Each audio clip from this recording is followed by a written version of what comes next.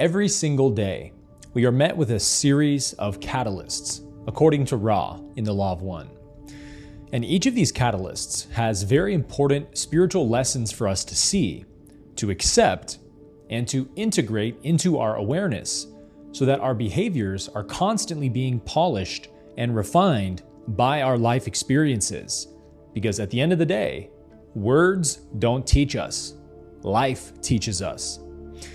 But the paradox is that learning from your life catalysts is not as simple as just wanting to or choosing to, because catalysts come in layers, from the more gross or obvious catalysts, such as being trapped in a dead-end job that you don't enjoy, all the way down to the most extremely subtle and nearly imperceptible catalysts, like the way that you quietly keep giving your power away to that person from the intention of just wanting to be agreeable or keep the peace. And if you can believe it, there are even subtler catalysts than this that are quite literally impossible to see until their consequences smack you in the face. You can read all the spiritual books you want, even the Law of One, which I've read over 12 times now, and still not see these subtle catalysts incoming. Because living a third density lifetime is a lot like standing in a rushing river stream. Life is just always rushing at us, surging toward us, and sometimes knocking us straight over. But we just have to keep getting back up over and over again until we learn how to keep our footing in this rushing river. This is an axiom of embodiment. Words do not teach, life teaches. And so in the same way that you could never expect a pro baseball player to have gotten to their position by just simply reading and studying every great baseball handbook or great player from the past.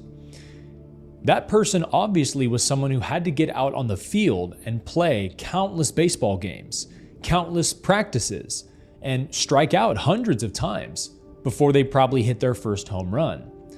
Life is no different. We need lots of at-bats before we can actually hit a catalyst out of the park. And the Creator knows this and is very generous and merciful to us in this way. But each time we fail to learn that catalyst, it has to become a little bit more obvious, aka a little bit more painful.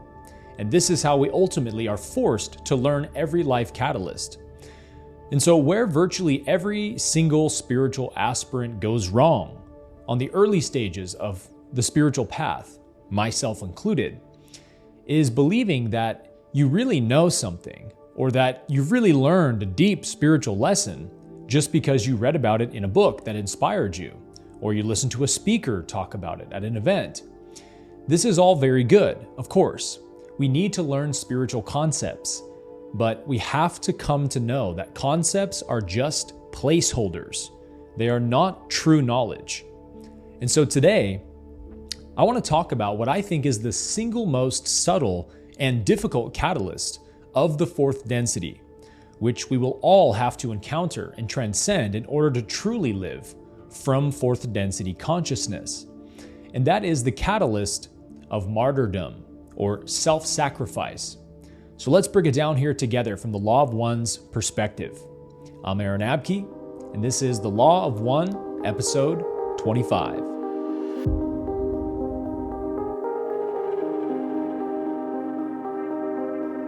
So it's important to know that this topic applies to you no matter where you are in your spiritual journey.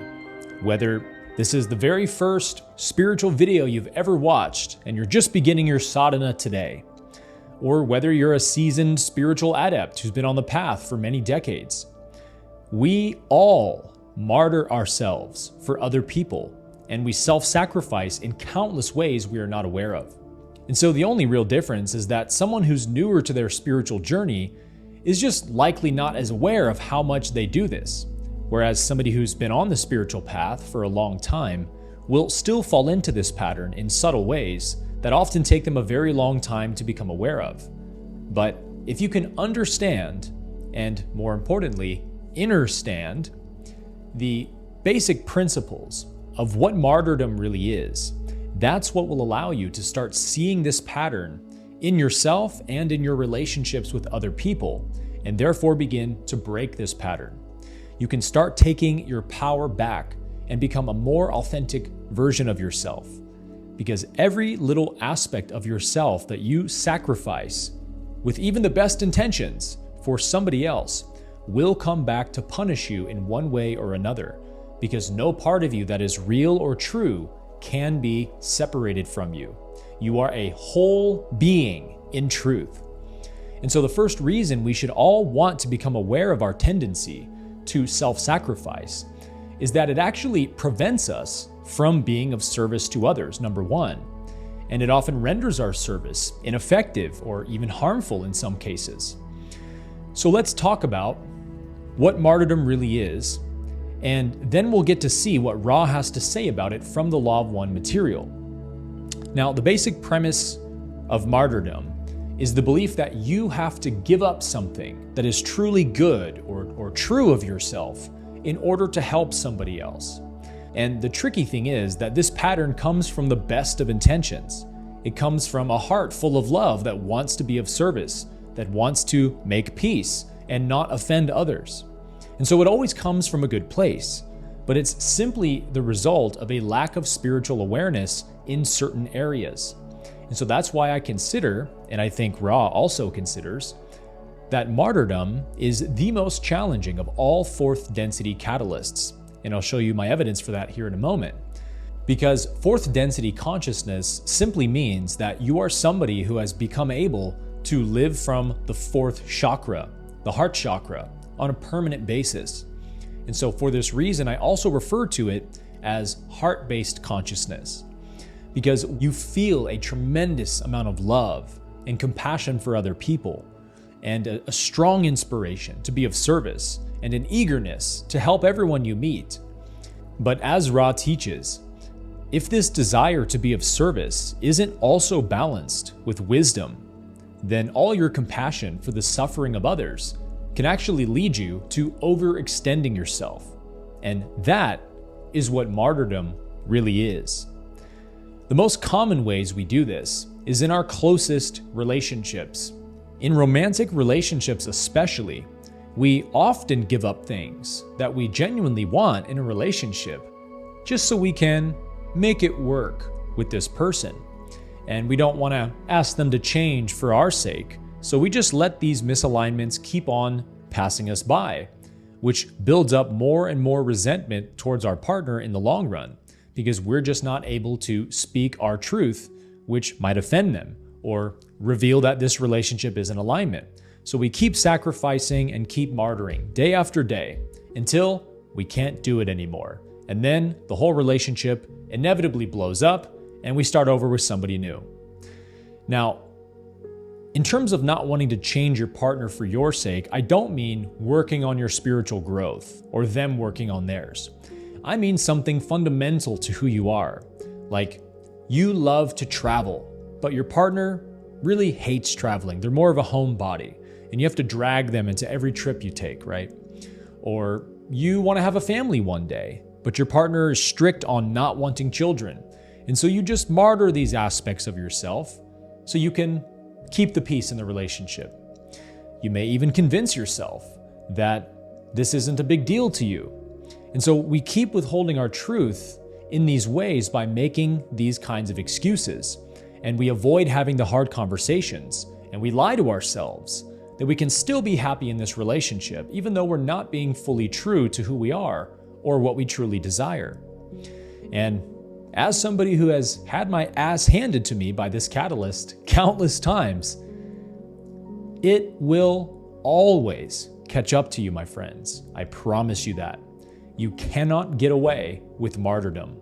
The universe wants you to be fully authentic in every single way. Yes, every single way, even the ones you think are little minuscule things. This doesn't mean we have to domineer everyone in our life with our desires. It just means when there's a fundamental misalignment somewhere, I do not chop that part of myself off for the sake of someone else. I give it a voice. I see if this person and I, whatever our relationship might be, can work it out. And if not, we can agree to disagree that this type of relationship isn't a match for both of us. That's the honest and loving thing to do. But that takes a lot of wisdom. Nobody wants to look far enough ahead in their life to assume, how many more times can I martyr myself in this area before I blow up at my partner or my best friend? It's much easier to just ignore those inconveniences. So this is how the ego will make it seem noble or virtuous to self-sacrifice. And Ra emphasizes this point on a number of occasions in the Law of One, that authenticity is of paramount importance to the Creator, because each of us is a perfect reflection of the one infinite Creator. Each one of us is a divine idea in the mind of God. And this idea both wants to be and must be fully expressed, which means that the universe will continue to force you to become authentic to who you are, without apology, even if you go kicking and screaming. Life will give you no other choice at some point, if you want to stop suffering, that is. And so when we unpack the metaphysics of martyrdom, it actually begins to make perfect sense why it is always a violation of the Law of One.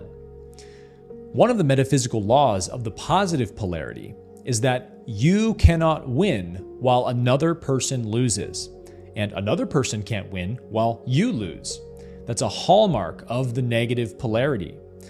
What is truly good for one is good for all, because all is one. Yes, we say we believe this. And so by being true to yourself in love and authenticity, your self-love and authenticity blesses everybody in your life, inspires everybody in your life, because everybody loves a radically authentic and embodied person. Now, although I don't like to use the term boundaries for a number of reasons, we can use this term loosely here, that a person who is true to themselves is somebody who is not afraid to draw boundaries with people, because 99% of the people you meet are deeply entrenched in third density consciousness, which is ego consciousness. And so they're full of patterns that they can't recognize, patterns of taking and keeping and using and withholding.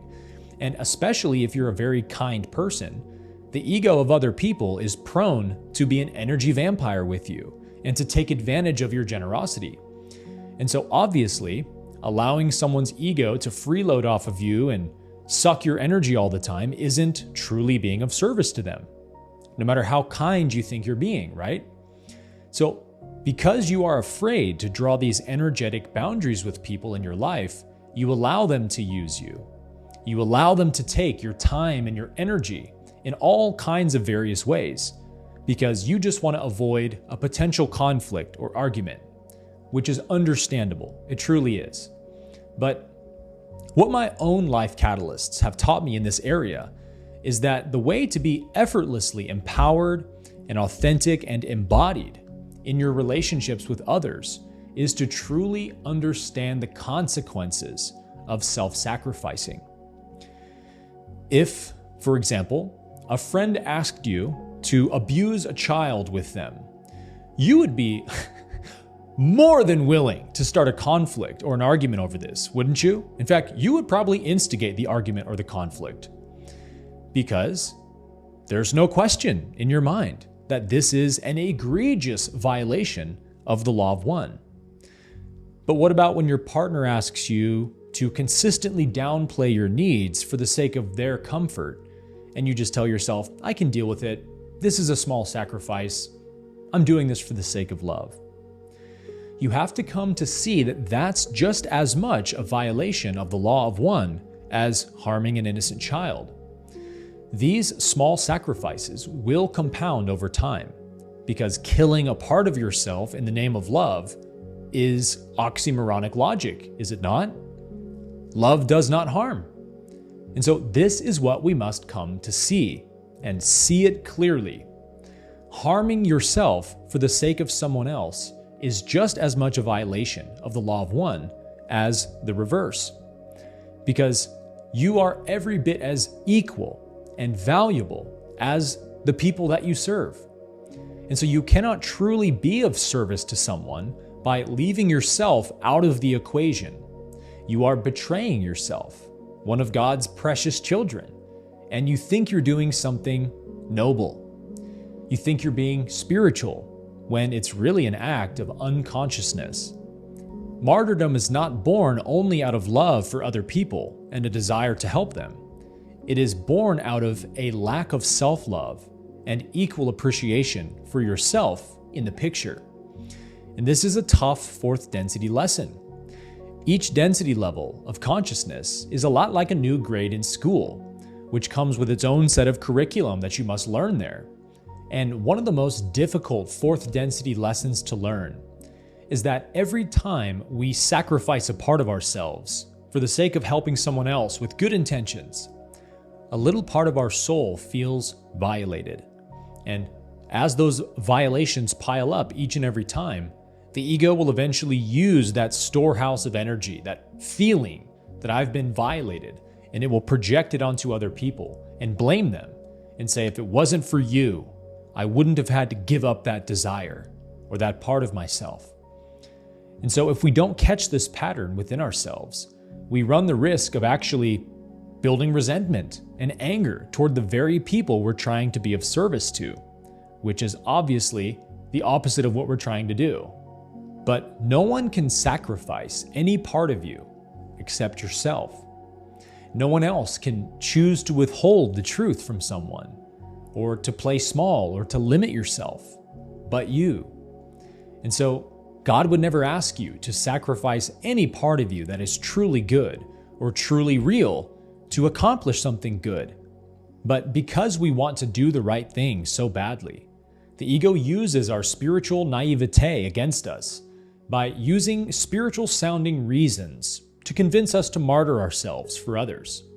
The spiritual ego whispers in your mind, if you want to keep the peace in this relationship, you can't show that part of you anymore. You've got to keep it hidden if you want to avoid conflict in this relationship. And so we chop that part of ourself off.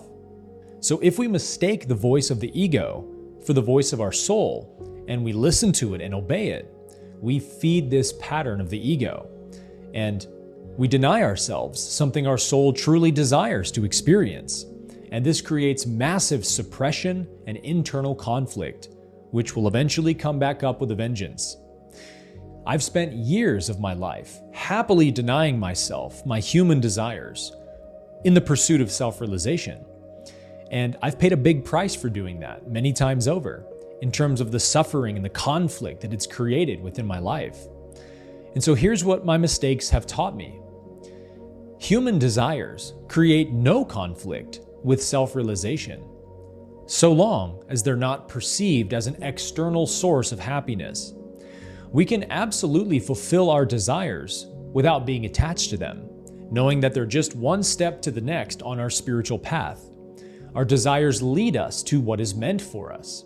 And so we can enjoy human pleasures without attachment, so that we have no need to suppress our human nature any longer. We can let the human want what it wants and not make a big deal about it. All animals do this naturally. All animals crave sustenance and sexual reproduction and play and rest and shelter and safety. And they meet these needs without reservation. And do we judge them for being unspiritual or something?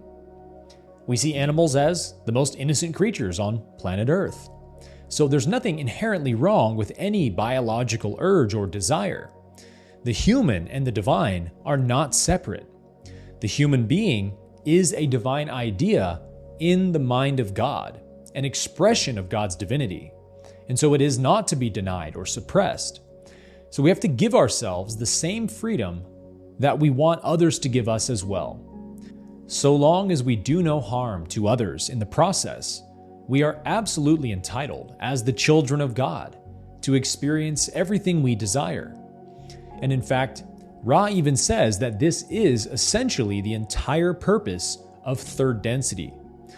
The curriculum, in other words, of this density requires the soul to experience all of its desires in some form or fashion until it's no longer interested in the third density world any longer, and therefore ready for graduation. So just denying ourselves desires over and over again for the sake of others or being spiritual is withholding who we are. and it only delays our spiritual progress. And so this is the fourth density lesson of martyrdom in a nutshell. I cannot make one part of myself lose so that another part of myself can win. It doesn't work like that. It is not loving to withhold from yourself and deny yourself what you desire. The fourth density being does not deny its desires, but it experiences them in the most loving and conscious way possible. The fourth density being is concerned with the essence of the desire, not the form. That is, the desire to experience greater love, joy, peace, and happiness. I call these things divine desires. Behind every single form or object a human mind wants, there is an essence that it really is craving within that form, something it represents to them. A romantic relationship represents love. A new sports car represents abundance and empowerment and so forth. And the human mind is just disillusioned with the form and doesn't understand the underlying essence. But this is what the fourth density being does understand. It knows that all good things dwell within the self, not outside of the self.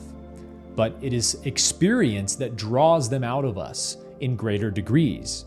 And so our desires draw us toward what is meant for us and provide us with the catalysts we need to truly learn and evolve. So desire is not to be sacrificed for anyone, because all true desire comes from the Creator. And so with all that pretext being laid, let's now look at a few passages from the Law of One to see what Ra has to say about martyrdom. And we'll begin with session 84. Questioner: Ra has implied that the instrument is on a path of martyrdom. But since all die, are we not all martyred to something? When, if ever, does martyrdom partake of wisdom? I am Ra. Let us use as exemplar the one known as Yahushua. This entity incarnated with the plan of martyrdom. There is no wisdom in this plan, but rather understanding and compassion extended to its fullest perfection. The one known as Yahushua would have been less than fully understanding of its course had it chosen to follow its will at any space-time during its teachings. Several times, as you call this measure, this entity had the possibility of moving towards the martyr's place, which was, for that martyr, Jerusalem. Yet in meditation, this entity stated, time and time again, "It is not yet the hour." The entity also could have, when the hour came, walked another path. Its incarnation would have then been prolonged, but the path for which it incarnated somewhat confused. Thusly, one may observe the greatest amount of understanding, of which this entity was indeed capable, taking place as the entity in meditation felt and knew that the hour had come for that to be fulfilled, which was its incarnation. When the entity Yahushua decided to return to the location called Jerusalem for the holy days of its people, it turned from work mixing love and wisdom and embraced martyrdom, which is the work of love without wisdom. Now, this is a very interesting passage about the historical Jesus that I could say a whole lot about, but I want to touch on how it indicates that Yeshua's soul might have actually chosen to experience martyrdom pre-incarnatively. And in my mind, this suggests that Yeshua may have had a pattern of martyring himself in past lives, so that he had to consciously choose a very difficult catalyst, which would finally break this pattern and determine it to be foolish in his soul's understanding. And so in wanting to work out his remaining karma in this area, he wanted to perform the ultimate act of martyrdom so that his soul could sort of watch from the other side and see what the results would be. And if you watch my YouTube channel, then you surely know just how well that martyrdom turned out for the planet.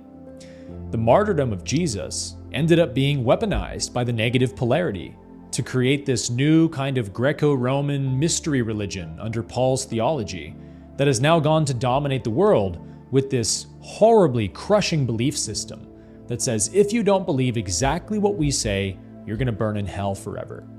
And that this religion has performed unbelievable travesties and holy wars and inquisitions and genocides across history. And I don't think that's something that Yeshua probably would have wanted. He probably wouldn't have wanted for the cross to turn into a war symbol under Emperor Constantine and the Roman army. And this man-made power structure of the Roman Catholic Church corrupted the original teachings of Jesus to an almost unrecognizable degree, and ultimately became a huge weapon in the hands of the negative polarity. Now, obviously, Yeshua's incarnation and the example that he set for humanity forever far outweighs any of the bad which the Christian church has done in his name. But the lesson for Yeshua is still ultimately the same, which is maybe Yeshua didn't need to martyr himself to have been such an inspiring and world-changing figure. Maybe his teachings would still live on today if he had not martyred himself, much like the Buddhas. And so those teachings would still inspire like they do now, but it wouldn't be something that Paul could have made a Greco-Roman mystery religion out of. Now, there's a lot more I could say on this quote, but for the sake of brevity, let's look at our last quote from session 42. I am Ra. The fourth density, as we have said, abounds in compassion. This compassion is folly when seen through the eyes of wisdom. It is the salvation of third density, but creates a mismatch in the ultimate balance of the entity. From session 44, I am Ra. Thus we, as a social memory complex of fourth density, had the tendency toward compassion, even to martyrdom, in the aid of other selves. When the fifth density harvest was achieved, we found that in this vibratory level, flaws could be seen in the efficacy of such unrelieved compassion. We spent much time, space, and contemplation of those ways of the Creator which imbue love with wisdom. May we note that martyrdom is not necessarily helpful. So in this quote, Ra is explaining how their own race had the same problem in the fourth density, and that it took them much time to balance their compassion with wisdom so that they could truly learn how to serve others without infringement or self-harm. And so obviously this is not as easy as it might sound, right? Even fourth density social memory complexes struggle with this catalyst. So there's no need to feel guilty if it's a huge pattern for you still. But the more important question is, how can we really come to know when we've overextended ourselves when helping someone else? When is it right to terminate our service to someone else in order to prevent ourselves from overextending?